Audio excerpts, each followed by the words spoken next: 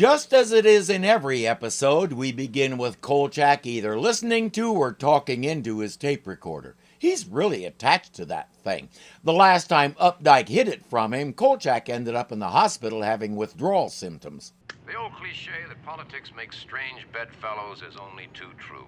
At one time or another, various and sundry politicians have found themselves, when it proved expedient, of course, sharing a blanket with the military, organized crime, disgruntled gun-toting dairy farmers, the church, famous athletes, the comedians. The list is endless. Every so often, I find myself wanting to go to a politician, any office at any level, and ask them, why are you here? What are you seeking to do in this job?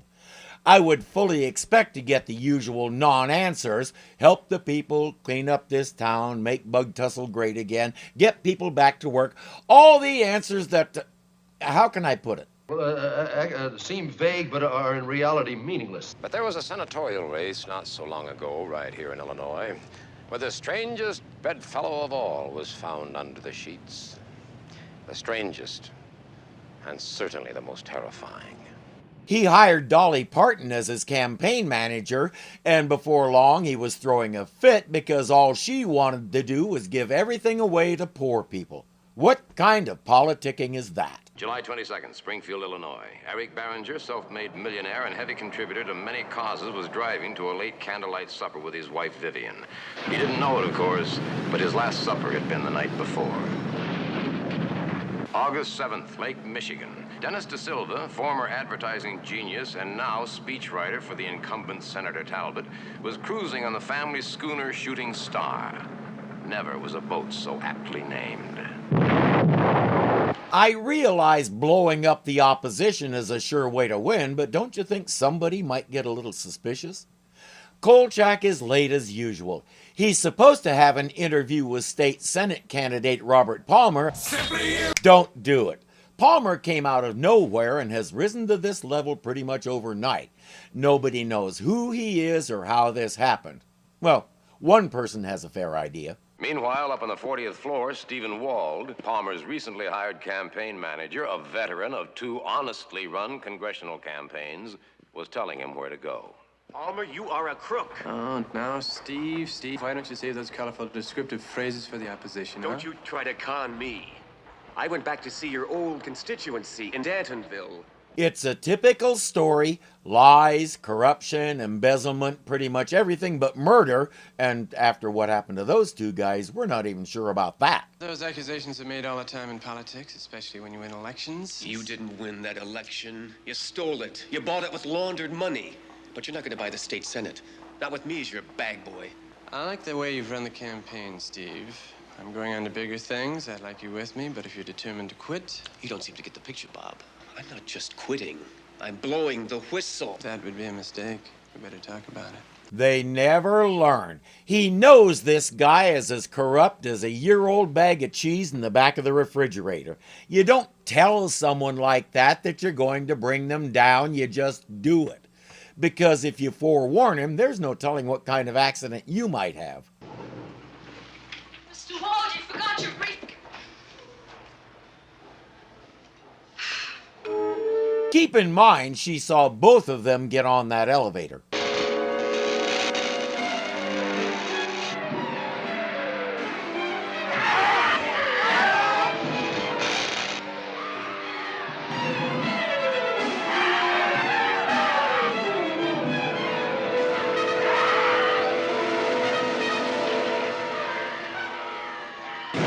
While a couple of maintenance workers are struggling to get the doors open, Kolchak is taking pictures with his good old El Cheapo camera. We've seen him sit on his camera at least once, so I'm guessing he buys them in bulk so he always has one handy.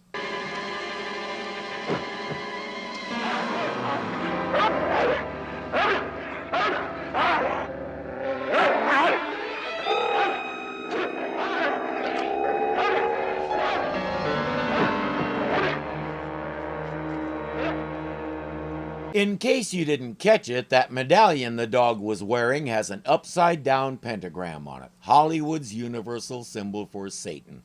And now Kolchak is holding it. The dog should have forked over a few more dollars to get a stronger chain. Some advice for pedestrians. When you're run over by a strange dog, if you can't get his number, at least get his license tag. That's Kolchak's version of a joke. I would offer it a tee-hee, but I suspect it only deserves a t.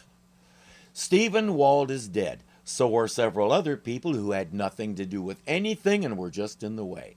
And by the way, Palmer is nowhere to be found.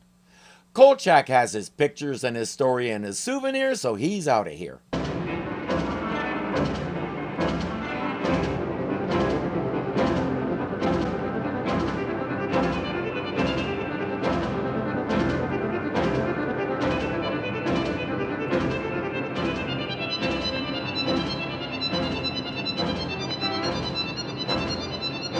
He didn't realize that according to Chicago law, if you have the dog's license tag, that means you own him now. Better stop and pick up some dog food on the way home. The events in the elevator made me a little late for my appointment with Robert Palmer.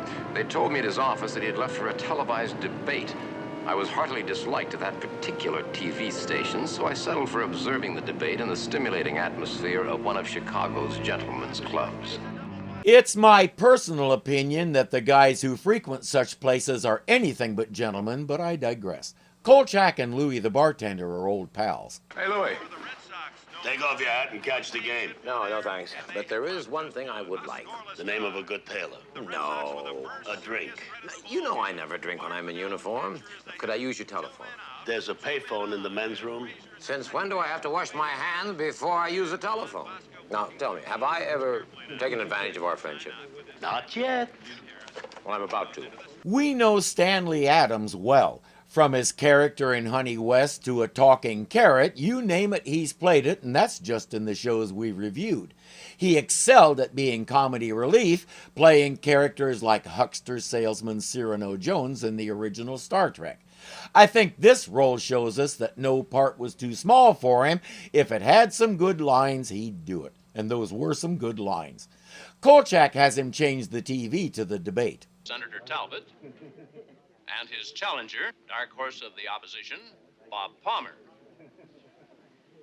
Ladies and gentlemen, unfortunately, Mr. Palmer is not here in the studios at the scheduled airtime, and his campaign headquarters has no comment about Where's his our absence. white knight? So Getting we his return to charger the program now in reshod? progress. Never mind, go back to the ball game. I have a feeling we know where Palmer is. 1, 2, 3 inning for Chicago. And I think that dog food you gave him is giving him gas. Kolchak is developing the pictures he took in the elevator. You get the elevator story on the wire? Oh, boy, did I get in the way. Here, here's a picture of the dog. Strange, isn't it, huh? That particular elevator dropped like a bomb. What do you mean, particular? But Stephen Wald was on that elevator. Now he's dead. Well, you would be, too, if you dropped 40 floors. Unless I was a lucky dog. Stephen Wald was Robert Palmer's campaign manager. He starts running down all the politically related accidents that have happened recently. Tony isn't convinced. It just happens to be a string of accidents, that's all. It's striking both sides of the political fence that makes it obvious that it isn't motivated. Sure, terrific. Did you put the story on the wire? Sure, it's on the wire. Did you insinuate anything in the elevator story? Which political party did you point your finger at? Who's gonna sue us now? Tony, what happened last year? I don't insinuate it. If I want to say it, I'll write. I could wonder if Tony really has a nose for news, as they say. That dog lived through a 40-story elevator crash, and he's not interested. I've said before that Kolchak is an obnoxious jerk, and I stand by that, but there are times when being an obnoxious jerk is the only way to get anything through to this guy. Moments later, everyone is delighted. Miss Emily is back from her vacation to Italy, and she brought gifts for everyone. And one day, we almost met Lena Jola Brigida. We almost got her name right, too. They certainly wrapped this very well. Well, let's see, what do we have here? Artichoke pasta? Well, it's not available in this country, and it has half the calories of regular spaghetti. And that's because it's made of artichoke paste instead of flour. She's telling you to lose weight, Tony. Well, it's a hat. What? Carl, now you can get rid of that bird feeder you've been wearing. Go ahead, try it on.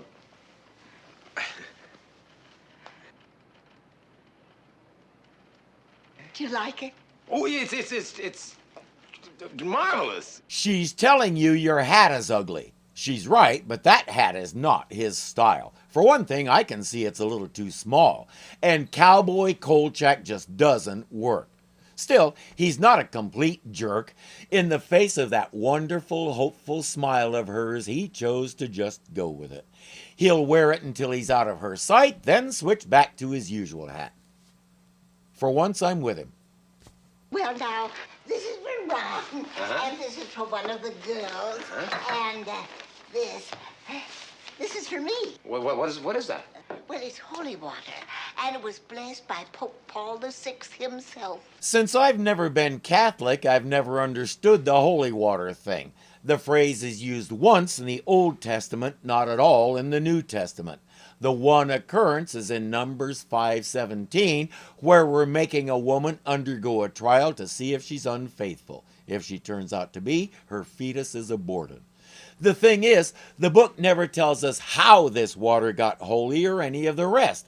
They're supposed to take some dust from the tabernacle floor and put it in it. So the difference between this water and any other water is this one has dirt in it. I don't get it. But I digress again. Now, don't push your luck, Kolchak. You've already rubbed me the wrong way on the elevator story. Tony, I just mentioned that another death is rather unusual. That's all that I meant. This is your dog picture? Yeah, that's... What happened to it? It disappeared. If Tony had looked at the picture when Kolchak brought it in, he'd realize what just happened. But he didn't, so he doesn't. More important, he doesn't care. With no backup at the office, Kolchak will have to do this himself as usual. The first stop, the Palmer house. Miss Palmer? Yes? Colonel Kolchak, Independent News Service. I was supposed to interview your husband. I'm sorry, my husband isn't home right now. Do you know where he is? No. Well, he's well known for being prompt and perfect. Aren't you worried about his disappearance? Oh, I don't think he's disappeared. Well, Bob is always running off to secret meetings in smoke-filled rooms. I'm sure we'll hear from him. And that's as much as he's going to get out of her before she shuts the door in his face. For a guy who wants to be a public figure, Mr. Palmer is very private. It's late at night and dark, but Kolchak has a shadow anyway.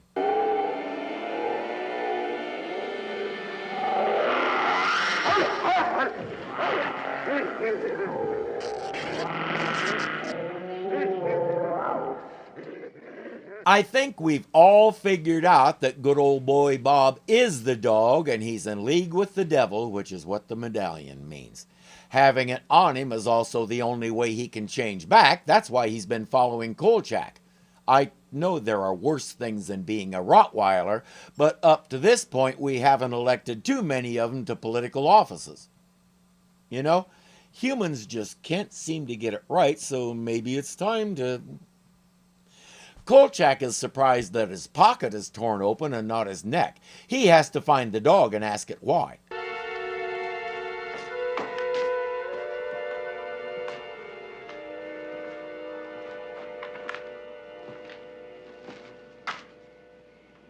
Good evening.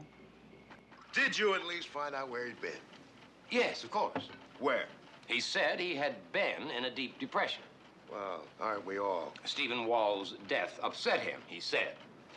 He was still too upset to grant me an interview. The interview is all Tony is interested in, and Kolchak can't give him a day and time when they'll get it because Palmer won't talk to him. Tony, I had a small accident that I'd like to put a voucher in to get repaired on. Why don't we wait? Maybe it'll heal by itself. What happened to it?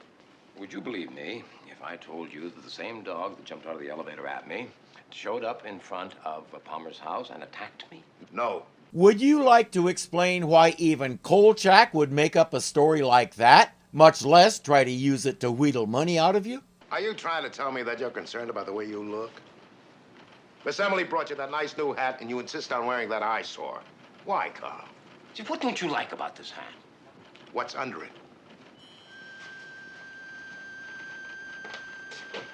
I'll say it for you, Carl. That was mean.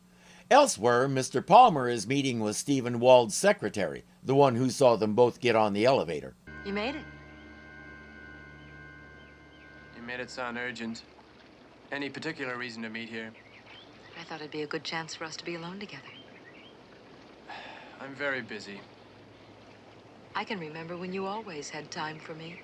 I don't ever remember having time for aimless chatter, Susan. Robert T. Palmer, young man in a hurry. You don't need me anymore, do you? He's not the only one in a hurry. It's clear she's been trying to sleep her way to the top. Now she can see it's not working, so she's going to try something else. It's always amusing when we watch corrupt people trying to con each other. You remember the day Steve got killed in that elevator accident? I'm trying to forget that, Susan. He wasn't only my campaign manager, he was a good... I ran into the hall just as you and Steve got in the elevator. He forgot his briefcase. So? I went through it. Well, are you going to tell me what you found? A sealed envelope addressed to the district attorney. In that sealed envelope are tons of facts, enough to bring him down without half trying. In exchange for lots and lots of money, she'll keep it quiet and maybe give him the material.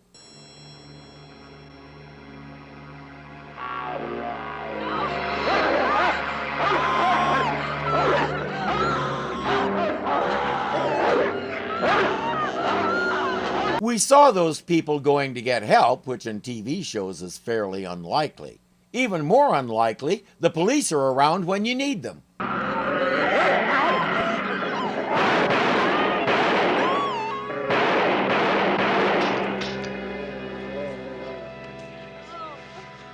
know I pumped 6 shots in that dog. Believe it.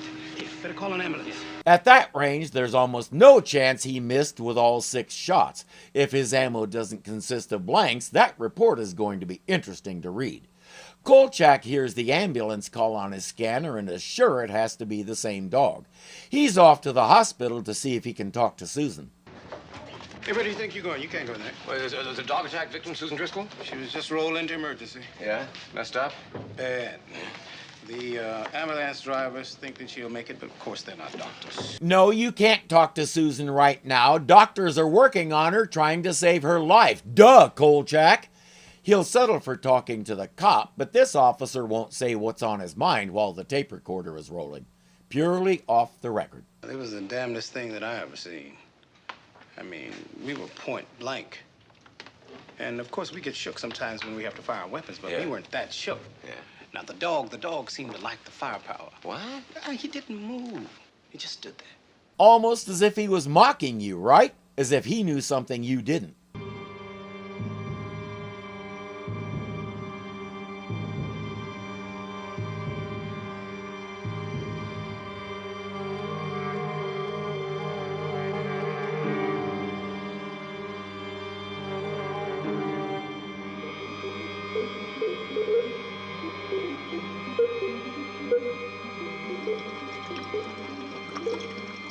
I'm not sure what he did there, but it was effective. She's dead.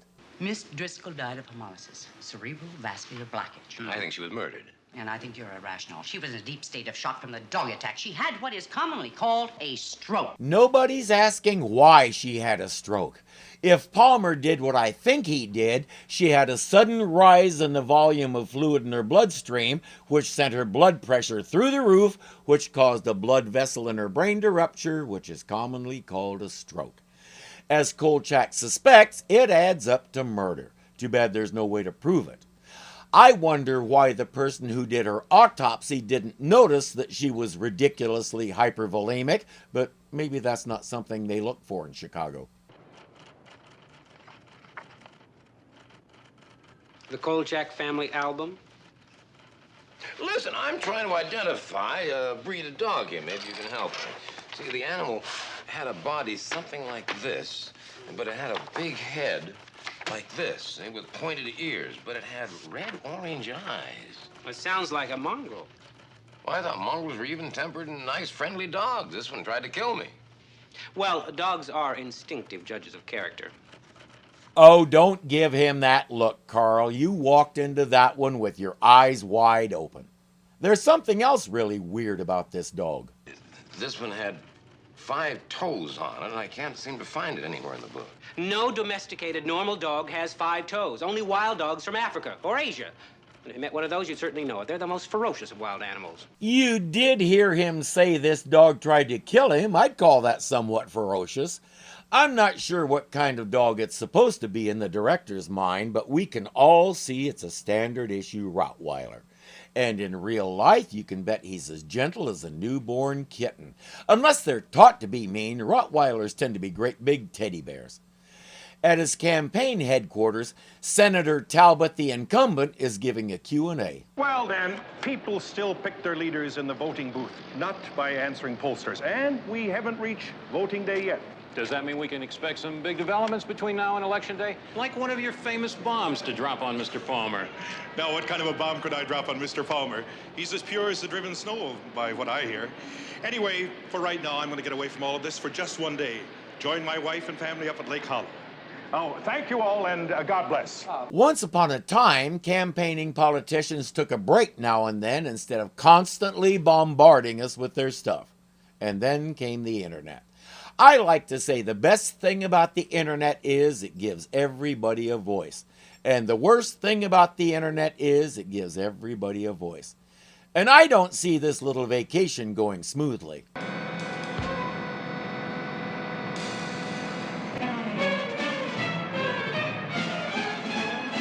What's wrong with that maniac?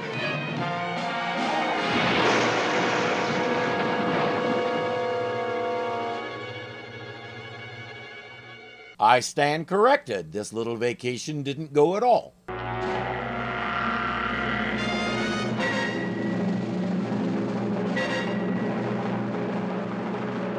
I don't understand the logic of killing Talbot. Palmer is miles ahead of him in every poll, and he's pretty well assured of victory. So why do this? Well, that other driver must have been stoned right out of his gourd. Either that or he had a heart attack, one or the other. We don't know. Haven't found him yet. You're kidding. Nobody, but nobody, even including Wee Petty, walks away from a wreck like this. Well, somebody did. You got a make in the car? Yeah. Stolen from an orthodontist over in Decatur. There's no blood. They can't even figure out how the guy got out of the car. They know this car swerved head-on into Talbot's car. The only skid marks were from Talbot's car. One driver is dead, and the other one is somewhere. Smell to you, Tony? What does? This campaign's had more fatalities than a Labor Day weekend. And who breezes through it just cool as a cucumber right into a legislative seat? Yeah. I mean, unexplained accidents, medical puzzles, driverless cars. No? Well, with some digging, we could turn up a political scandal. And boy, that would sell. That would put a news outfit right on the map. But it could also wipe one out, Carl. I really hate that. Tony only thinks in terms of sales. If this guy is willing to kill people to get into office, what's he likely to do once he gets there, Tony? This is bigger than newspaper circulation. This is people's lives. Kolchak isn't thinking about either of those things. He's the type who can't let go of a mystery like this until he solves it, whether the story ever goes to print or not. And everywhere this hound, this canine beast. Well, I don't mind political exposés if the facts are there. But Kolchak, why does our political expose have to have a dog in it? Because the dog is there, Tony. At least 4 people saw it attack Susan Driscoll, and it's attacked Kolchak as well. He has no reason to lie about a dog being in that picture. Yet again, I have to ask if Tony has any real news sense at all. He can't seem to put any of this together. When he was a kid, I'll bet a connect the dots puzzle stumped him completely. Tony contacted a friend at the newspaper in Danville and asked for a packet of information about Palmer. It just arrived, so Carl has some reading to do.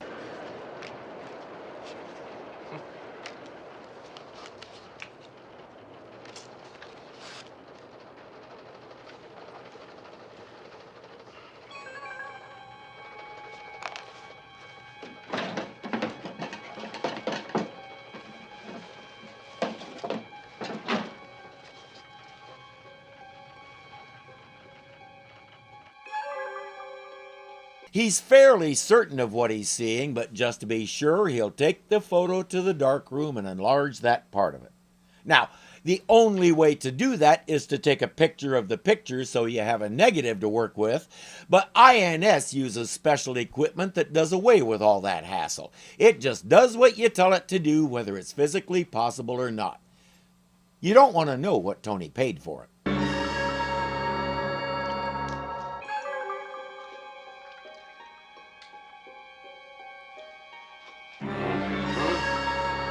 The same one he pulled off the dog. Next thing we know, Miss Emily is bringing him a stack of books on Satanism and the occult.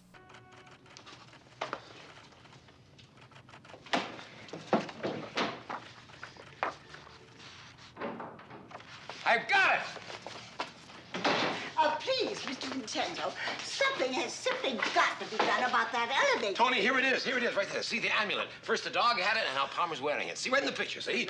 I'm not a complainer, you know See, that. devil worshippers make pacts, contracts with the Prince of Darkness. What's the normal heartbeat? In the words of Harry Nilsson, everybody's talking at me, can't hear a word they're saying, only the echoes of my mind. They achieve great wealth, power, high office, whatever, but they sell their souls to the devil. Now, how much could it cost? One of these days, someone's heart is just going to give out climbing those stairs. The devil confers upon them the power to transform themselves. Now, please, Carl, let me finish, and then you can have your little chat. Thank you, Miss Emily. It's about time somebody did that. Tony knows what to do about all of it. Tony Palmer is an evil incarnate. He is going to go all the way to the White House, to that Oval Office. Tony! I hope he's on his way to buy some earplugs. Carl is on his own, but he has a plan, sort of. It's okay, Emily. God will understand.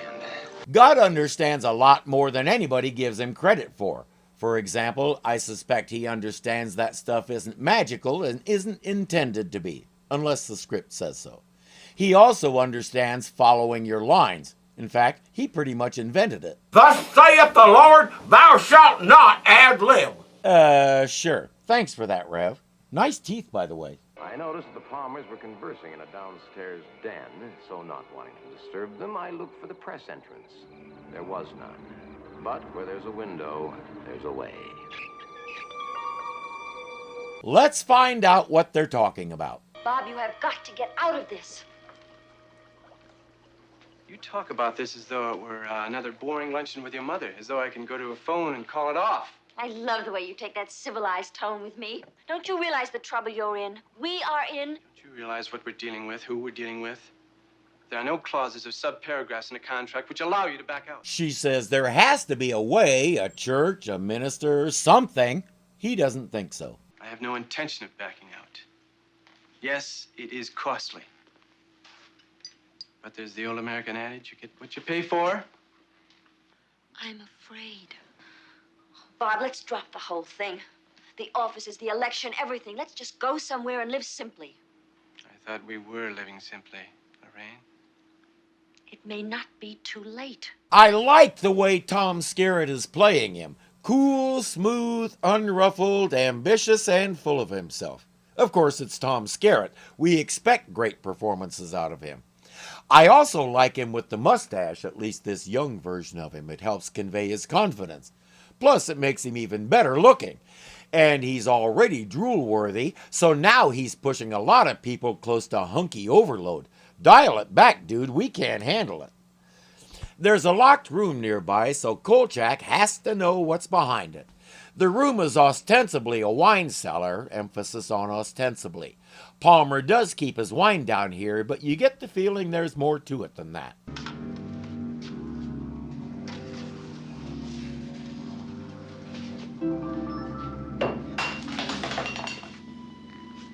Where are you going? Can't we finish a simple discussion anymore? I don't think I can get to the end of the session without some more Beaujolais.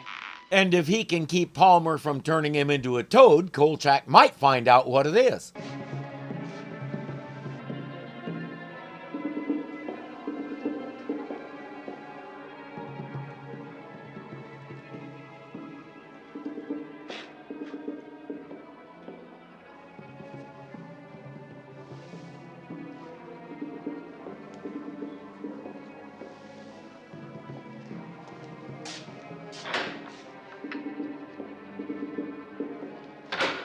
Does he know Kolchak is there?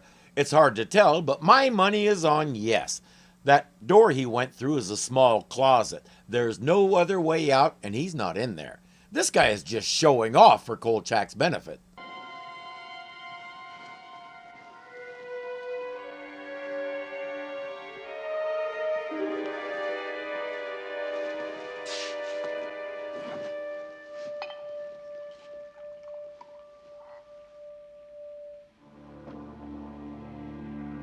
We watch him go through Hollywood's idea of a satanic ritual, then he pours a second cup. You may come out now, Mr. Kolchak.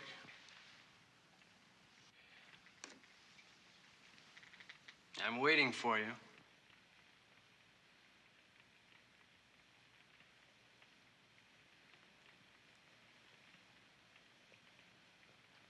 Well, your insatiable desire for a story has brought you to a sorry state, hasn't it? Yeah, he knew all the time, as if we'd expect him not to. Only Kolchak is that clueless. I know all about insatiable desires. I suffered with the problem myself for quite a time. And now all of your desires are sated? One by one, they seem to have disappeared. Soon, they'll all be gone. And then what? What do you do with yourself when there's nothing left to strive for, nothing left to look forward to work toward, to try and achieve? To me, that's the definition of boredom.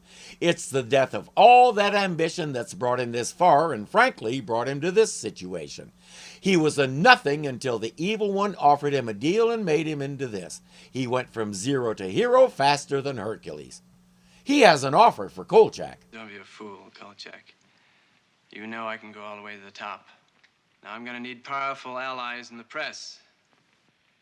You're a good reporter. Not a great one. You have personality flaws that are going to keep total success from your grasp. I'm gonna guess flaws like honesty, integrity, compassion, honor. You would like, more than anything, to have the Pulitzer Prize. Though publicly you scorn the very concept of awards, you would like more than anything else to get to New York and work on a major daily paper. You would even like a suede-back chair at your desk. Not leather, suede.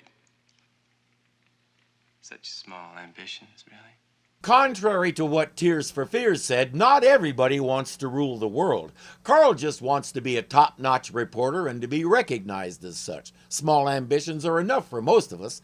Palmer says he and his, patron can make it all happen right now. Do I have to sign my name in blood? Yes. Does it have to be his own, or can he use yours? Well, I'd like to think about it for a while, if you don't mind. I'm sorry, Mr. Kolchak. The offer expires almost immediately. What if I don't agree to the terms of your deal? The pact I'm party to specifies blood sacrifices. I've offered lambs and goats and sometimes higher forms of life. You would be that sacrifice tonight. Obviously, Kolchak's answer is no thanks to all of it. Palmer doesn't like that answer.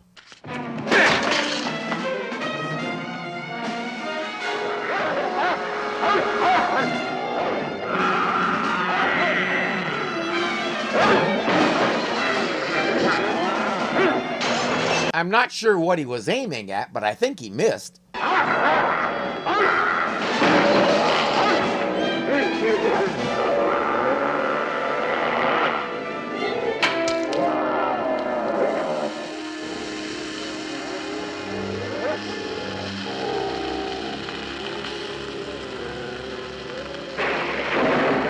Without the amulet's influence, something is happening to Palmer.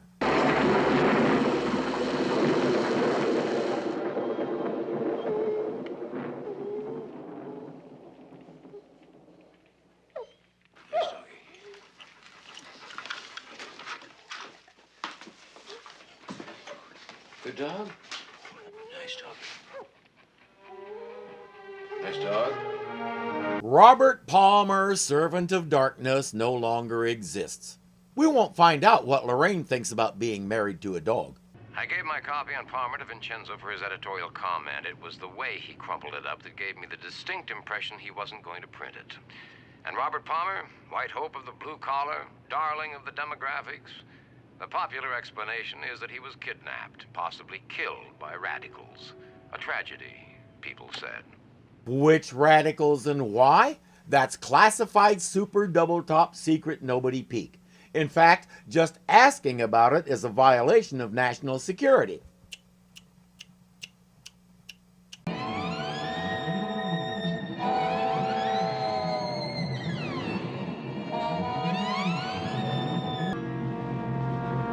Palmer is nowhere to be.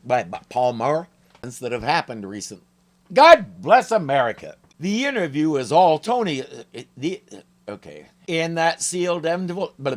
Senator Talbot is Salbadian. Okay. Yeah. Campaigning. Take the photo to the dark room. It helps convey. It helps read the line and slow down. Is a violation of natural. It's two.